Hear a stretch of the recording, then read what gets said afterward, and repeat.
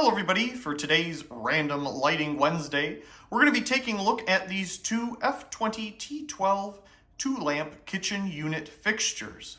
Now if you watch my secondary channel Merkove, you would have noticed these in one of the videos a while back where I was refurbishing these two wonderful fixtures and installing them here in my hallway.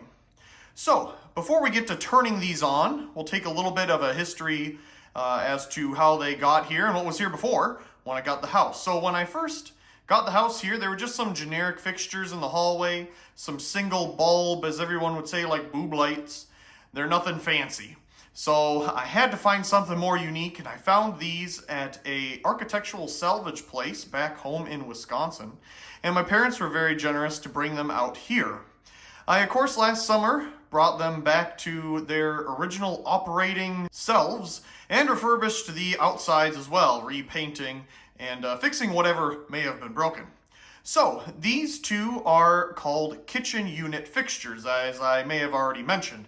Originally, when I picked these up, I wasn't really sure what they were called. They're just kind of an adapter fixture that goes on a 4-inch globe fitting, as you can see here at the top. And we'll talk a bit more about that in a second. But as far as I can tell, being called a kitchen unit essentially means that it can be adapted easily into a kitchen fixture. I'm assuming at the time that these were produced, the 4-inch globe fitters, as you see, well, these are mounted on now, were common within kitchens. So you could replace, take off the globe, take out your incandescent bulb, and put on an adapter like this for better efficiency and probably in some cases higher light output as well. So let's turn these on. Beautiful preheat action. Let's do that again.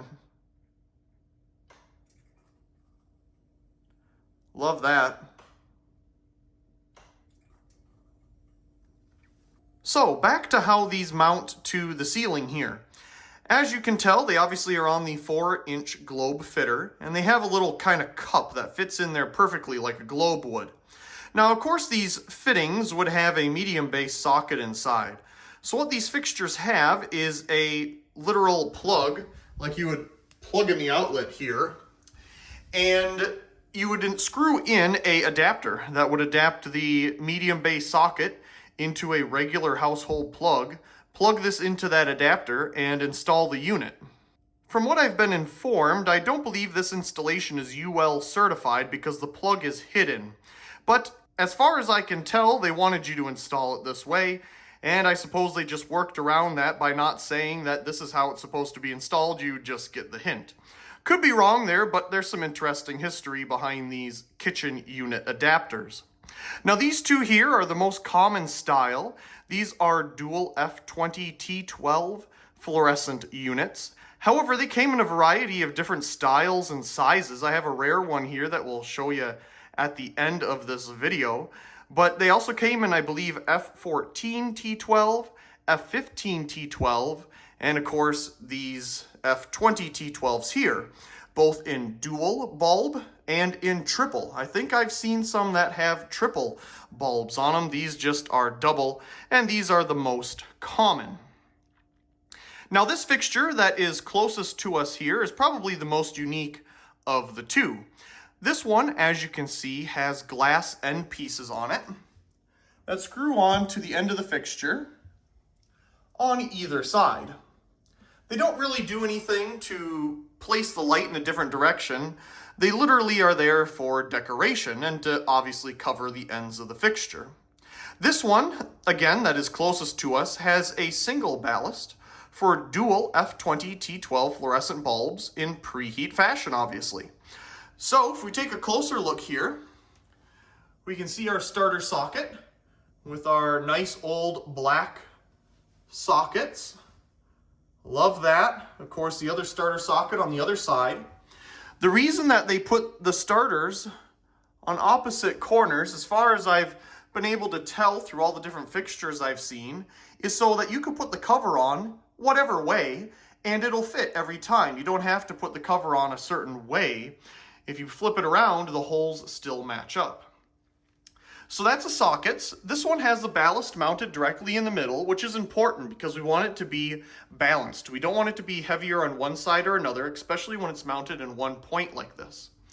So in the center here is our ballast, and these screws hold on the cover and assembly of the fixture to the top housing. Now I suppose you could somehow mount this directly to the ceiling without needing the adapter piece on the top. But I don't think that would be too easy, because if we take a look at the end here again, this cover goes all the way around. So it doesn't necessarily allow you to flush mount it directly to the ceiling. So it's designed specifically to be used in this fashion where it adapts to a 4-inch globe fitting. Very cool, very cool. Okay, so let's move on down to the other one here. Can't leave it out. This one isn't as fancy. It doesn't have the glass ends on it, but it's unique in its own way. So as you can see, this one just has metal end pieces on it, and they're just held on with some little nuts on the ends there. This one obviously is the same thing. It's mounted to the 4-inch fitter on the ceiling here. It could not be flush mounted. It does have a bit of a lip here. I suppose you could try with this one, but there is a little bit of a lip, so I don't know if you'd be able to totally flush mount it correctly. So let's take a look at the sockets here, and I don't know if you'll be able to see it, but if we can get a look inside, you would hopefully see kind of a cardboard, paperboard style socket. It's a very interesting socket. It's not traditional like we have with this one down here, you know, some black Bakelite-esque sockets. No, these are totally different. These are like press board with some wires to touch the contacts. Very interesting design. The other thing you can see here are the starter sockets, which are not part of the lamp holders. Again, like we saw in that unit. These are their own dedicated starter sockets. They're also made of some type of paper board, press board thing that is layered together with pieces of metal in between. If you'd like more information about this or what it actually looks like on the inside, I'd highly encourage you to check out my secondary channel. It'll also be linked at the end of this video, Merkove, and take a look at the video of me installing these fixtures and refurbishing them. There's some very interesting hidden things inside here. So obviously there's our starter sockets. These are Sylvania starters. I'm not entirely sure what starters are in that one at the moment. And on the other end, we just have the same style press board sockets. So both of these I painted pure white, and it worked out quite well. This one turned out the best, and this one has a couple little flaws just because of its condition to begin with. It's got some scrapes and blotchy spots. It was not in the best condition when I first acquired it, but both of them turned out great, and I'm super happy with it. Let's do a little bit more blink happy action, why not? Now these bulbs are all the same. These are all Philips Spec 35 fluorescent tubes, 3500K. It's a very nice white. It's not like a cool white or a warm white. It's a very neutral white. I have warm white tubes I could put in here. I have cool white tubes I could put in here. I probably have a couple daylight, but I really like this look with the 3500K. It's a beautiful color, and I think it goes well with the aesthetic here and the flooring and everything.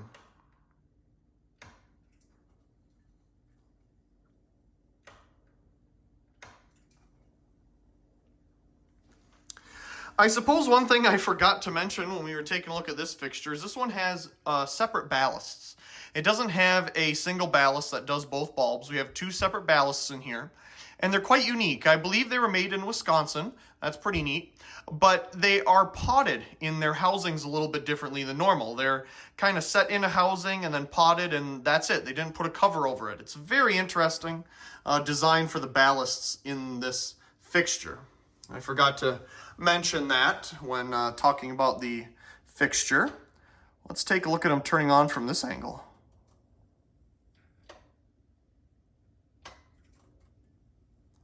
That is awesome.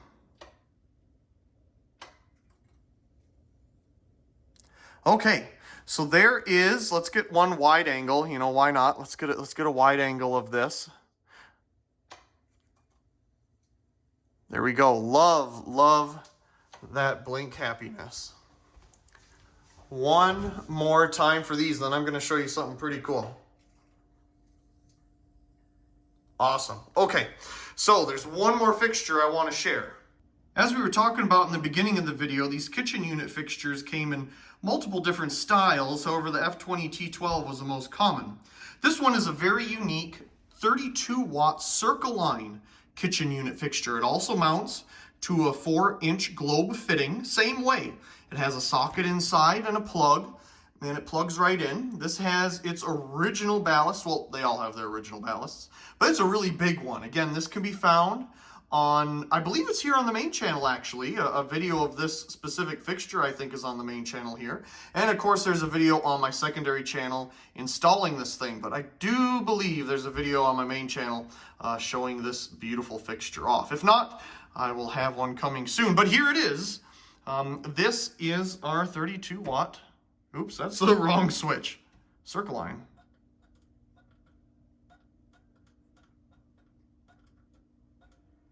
This is my most blink happy fixture. I keep doing the wrong switch.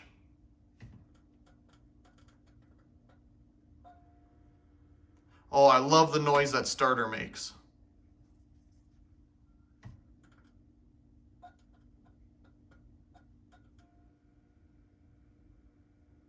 As always, I do hope you enjoyed today's video.